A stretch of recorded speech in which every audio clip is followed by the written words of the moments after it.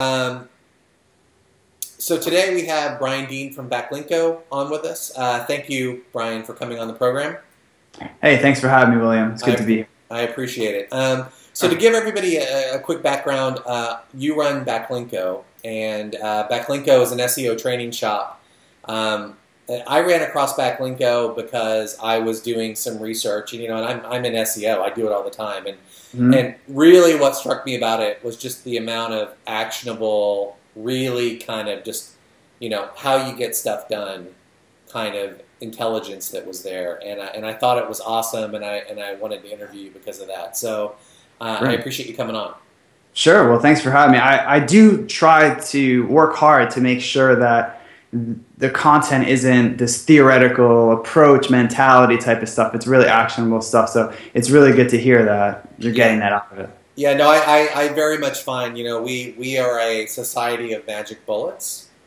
Oh, okay. Yeah. And, we often are looking for this like one quick thing that's going to get us there. And I think that your stuff was very kind of focused and practical about, brass tacks of how you do stuff and get stuff done.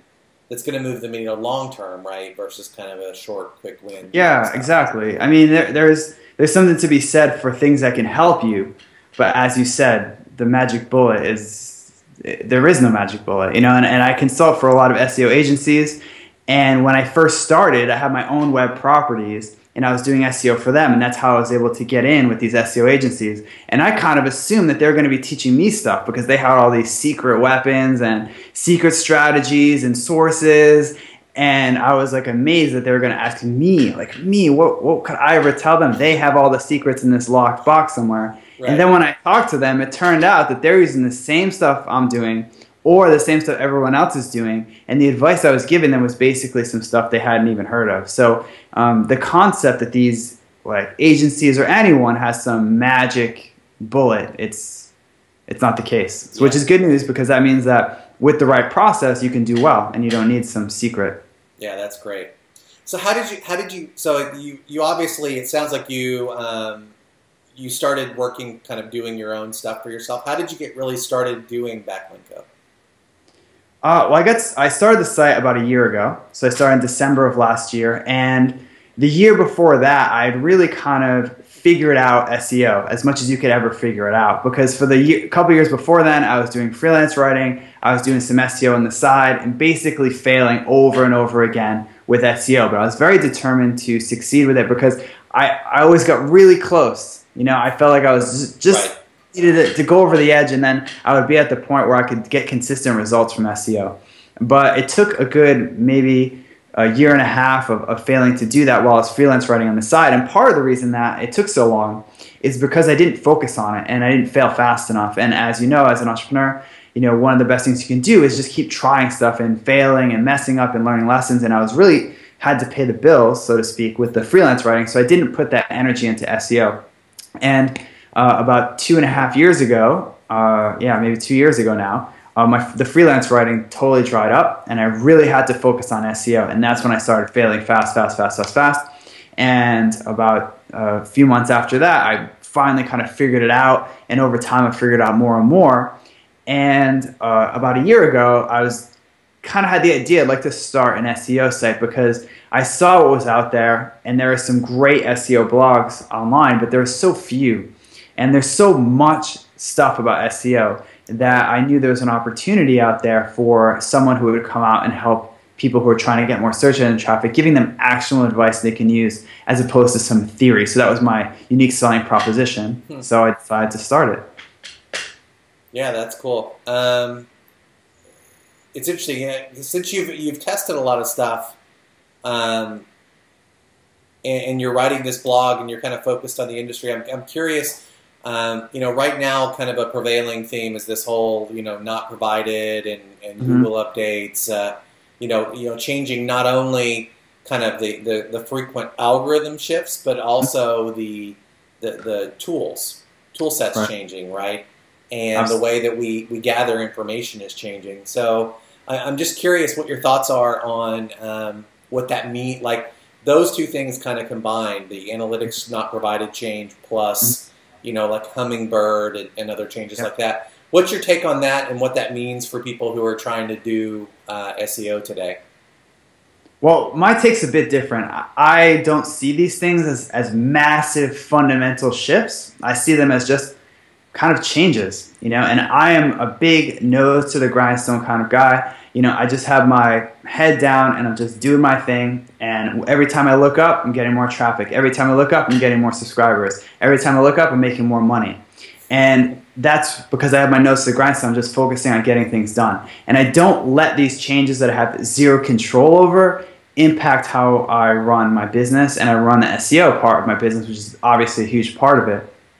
Because the one thing you have to understand about these changes that Google is making, whether it's an update or it's not provided or whatever, is that there are tons of SEO sites out there. No one talks about this, but there are hundreds of SEO blogs and sites like Search Engine Watch, Search Engine Land that publish on a daily basis. And they need fodder. They need something to write about. So when Google comes out with Hummingbird or something like that only affects a tiny percentage of searches significantly, they'll write 50 articles about Hummingbird. And then when not provided comes out and people can't see their data, which is obviously a huge loss. I'm not going to say it's no big deal, but it shouldn't impact how you move forward. They'll write 100 articles about how this is a shame and how Google's doing this and all about the NSA, and they did it because they didn't want the NSA. Who cares? It has nothing to do with my business. I don't care. Right. So I have sort of an apathy towards any change that doesn't impact the traffic that actually comes to my site and the number of visitors that I turn into leads and sales. So if that happens, then I'll start paying attention. But until then, it's just noise for all the bloggers to have something to write about. Interesting. And do you think apply that to content marketing? I'm curious about your thoughts. So a lot of people talk about content marketing and inbound marketing, and this may be a curveball question. I apologize. No, it's cool. Say what you ask, whatever. Yeah. So the thing I find about content marketing, right, is this idea that plays into a larger kind of a theme about attracting links, right? I'll just create, I'll create great content and everything will magically happen, right? SEO is dead. Right. It's all social. And all these algorithm changes, it's impossible to keep up. So you shouldn't, and you should just write great content and let everything magically happen.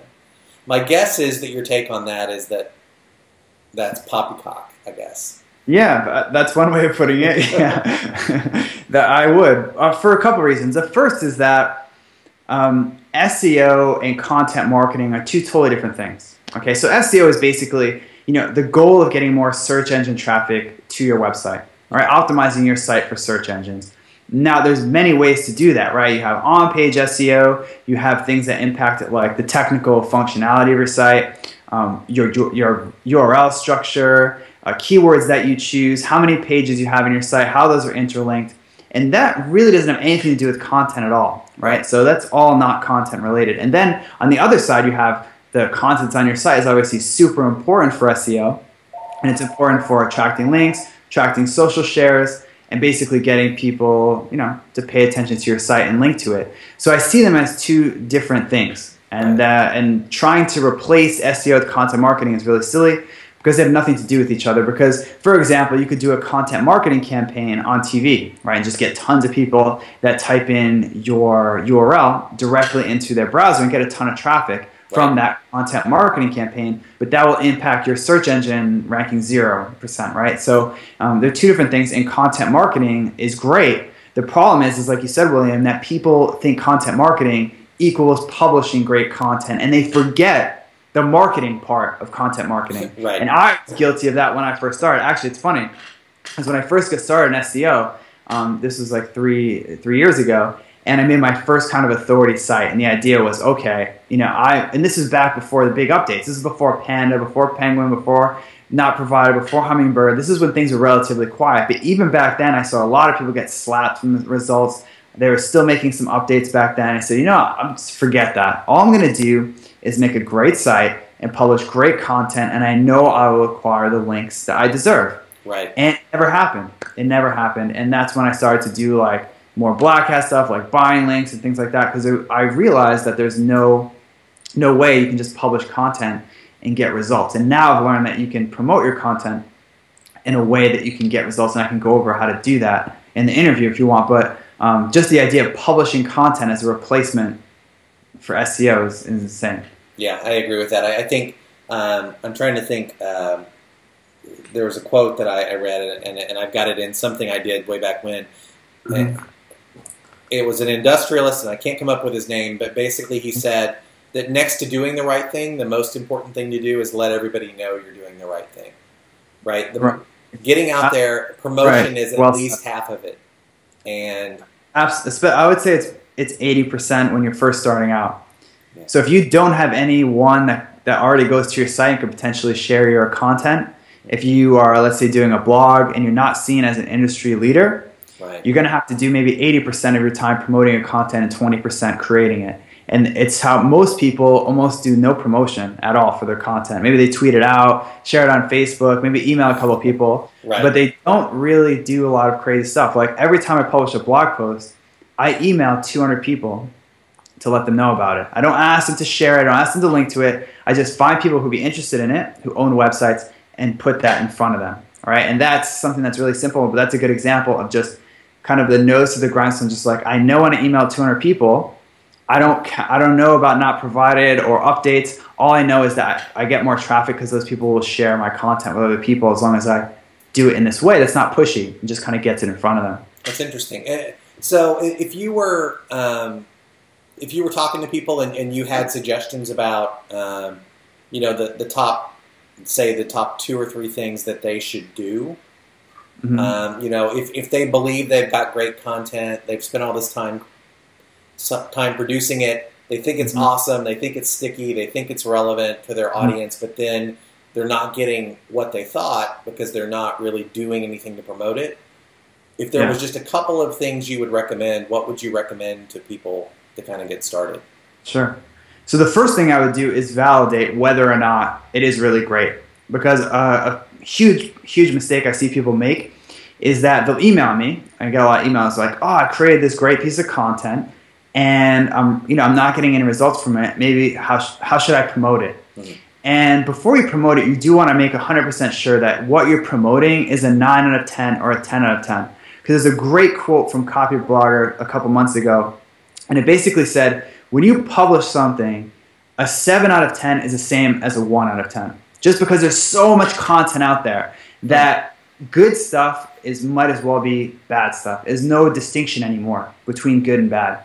It's only distinction between good, bad, and amazing. So before you promote it, make sure you really have something absolutely incredible on your hands before you do it, or else you're not going to get a lot of traction from it. So if you have like a top 10 ways to lose weight, even if it's good and very well done and well researched and all that, I would make sure that when you look in weight loss in Google or weight loss tips in Google, that someone hasn't produced 50 or 100 ways to do it yesterday that was really well done. Right. Because then how are you going to compete with that? So the first thing you want to do is kind of look at the competitive landscape and make sure you have something amazing. Because outreach and promoting content is a lot of work. That's one of the reasons people don't do it that much, is because it's much easier to press publish. Right. And there's no rejection involved. So people are very afraid of outreach. But if you want to succeed and get the most out of that time, I would first look at your content and make sure that it's absolutely mind-blowing, nothing less than amazing.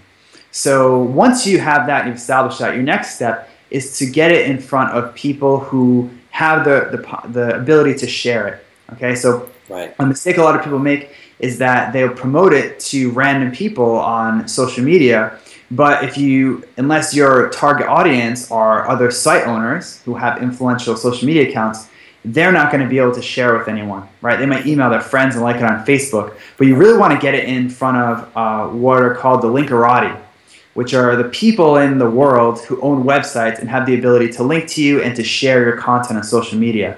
So you want to get it directly in front of those people because they have the ability to spread the word a lot more. They go in, one by one. It's like almost like being a door-to-door salesman when you start to do that. So you don't want to go door-to-door because it's very time-consuming and not very effective. So you want to get it in front of these influencers who have the ability to spread your message around. So those would be the 2 things that I would do. Interesting.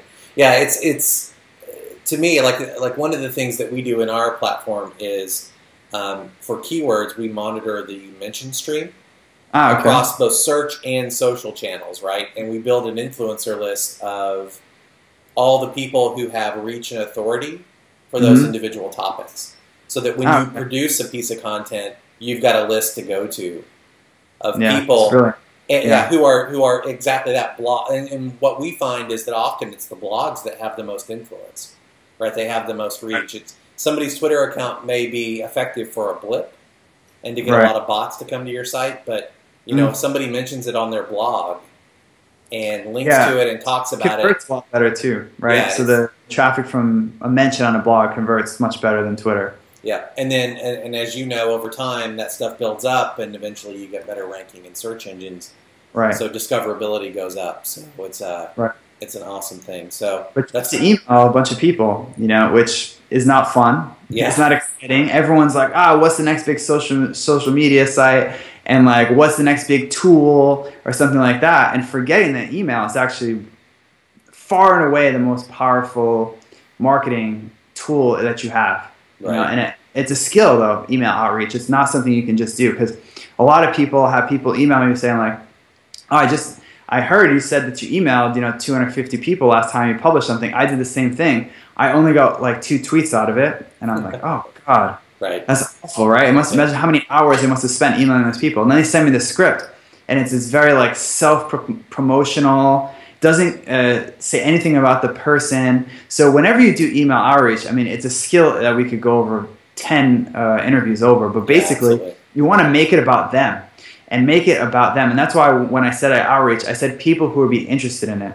Right. Because if you get in front of them, you're actually kind of doing them a favor. So imagine that, like, you were really interested in Civil War history, so you love Civil War history, and a friend emails you an article they read about, some battle that wasn't recorded ever, they just kind of discovered some evidence, you would really, you thank that person. That would be adding value to your life.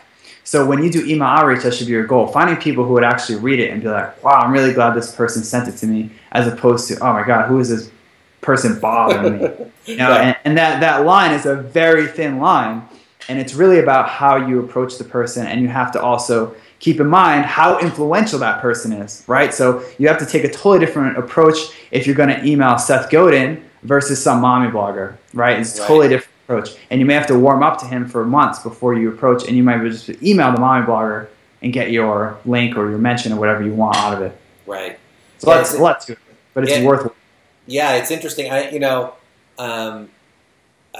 didn't expect that this conversation would go to email, but that's actually that's like one of our when we did the agency before we built the software, that was like our go-to technique, right? That was like our secret sauce, that we would go out and we would find everybody's email and we would reach out to people via email.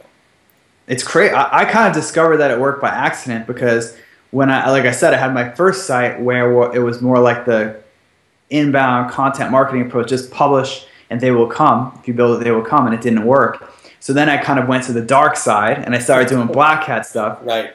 And when I started taking on clients, I realized that they probably wouldn't appreciate me doing all this black hat stuff, right?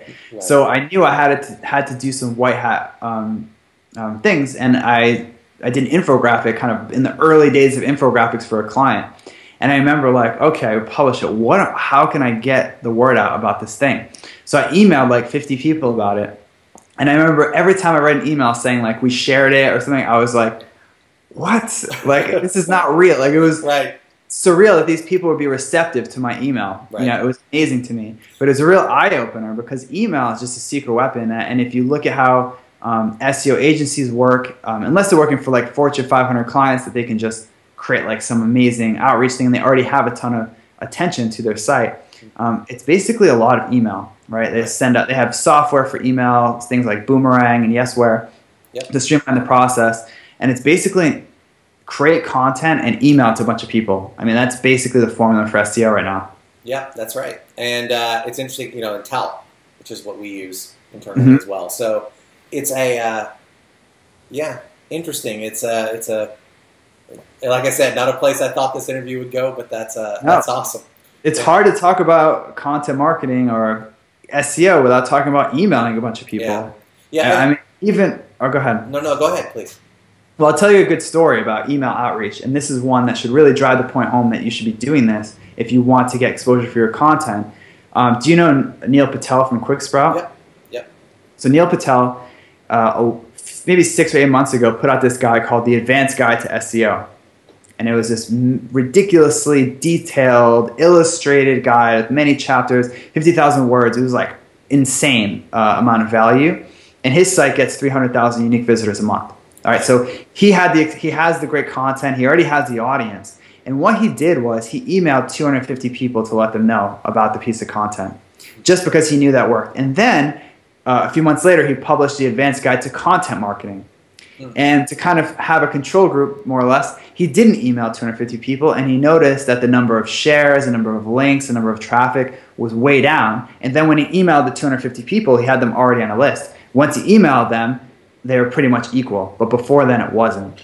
Right. So the email was the difference maker, and that was for him who already has this huge, huge audience. So if you don't have that, you should be sending out a lot of emails literally every time you publish something. And that's one of the beautiful parts about not publishing very often, which is something that I recommend to a lot of people, is that you can put more time into this content promotion. That's really important.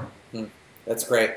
And then, and I think, obviously, and I'm sure you can speak to this, but one of the keys that we found as well is that you've got to very much appear when you do that outreach to be real and authentic and not spam and not formula, not a form letter. Right. It's got to reach out to that individual and resonate with them as an individual. Right. Even if it is a form letter, right? It shouldn't seem like one. Well, it could be a template, right? I mean, you have a couple of, that's a better word for it, right? So it should be a template that you can modify a lot. So whenever you see, I have email templates that I usually give to clients, and it's like half written already, and the half is customized. Right. Because so about half of your form letter should be customized in some way. And that's the beautiful part about tiers. So when you have multiple, like when you say I'm going to email 200 people, you shouldn't have the same approach for all of them. So for the higher end ones, you can use those templates that you can customize a lot, maybe not even use one at all. And then for the mommy bloggers and stuff like that who don't get bombarded with messages, they're happy to get any email that complements their content, which every email outreach should do. Right. So they're usually much more receptive to a pitch that may be a little more templated than someone who's a baller and gets hundreds of pitches a day, and yours is just another one. Right. So that you'd want to say something like, I saw an interview you did 3 years ago on this site, really great stuff. I love what you said about whatever, and that's really going to stand out from the other people who are like, can I have a guest post or something, whatever they're asking for. Right. Right. Interesting. Cool. Well, that's been valuable. So, so what do you have coming up next on Backlinko? Well, that's a trade secret, William. I can't tell you that. Well, I just released my course last week, SEO That Works. Right. And it was great. It went really well. So I'm going to release that again, I think in 2014 sometime. I'm not exactly sure when. I'm going to make some tweaks and add some content to it. But I have a blog post coming out in November that is a case study of someone who used a strategy that I call guestographics, which is basically a lot of email outreach. It's where you have an infographic, and then when you share it with other people, you offer to write the unique introduction that they usually have to write when they publish an infographic for them to encourage them to share it. And I had a lot of success with that strategy, and I published a post on the site about that. Right. And an agency read the post, they tried it with one of their clients, and they're able to rank #1 for a very competitive intern is the keyword. They're able to rank #1 for using that strategy. So I'm going to do, I think, barring, I don't know how much information they're going to give me because I need a lot to do a post, but I think that's the next thing coming up is a case study of how someone used that strategy. That's great. And then your course is going to be opening sometime again in 2014. Yep. For others. So, this is evergreen. This will be out there for a while, I'm sure. Make sure you go to Backlinko, check it out, subscribe to the list. Definitely subscribe. Definitely subscribe. That way you can get updates when Brian puts out stuff. Because I will say I did a little looking, and I store all my notes in Evernote. And so when I find an interesting post, I hit it and I store it, and I had a lot of Backlinko stuff in there. So that's good. Yeah, so that's awesome. It's great stuff, highly valuable, and very much worth keeping track of. So Brian, thank you very much. I appreciate it. Sure. Thanks for having me. All right. Have a great day. You too.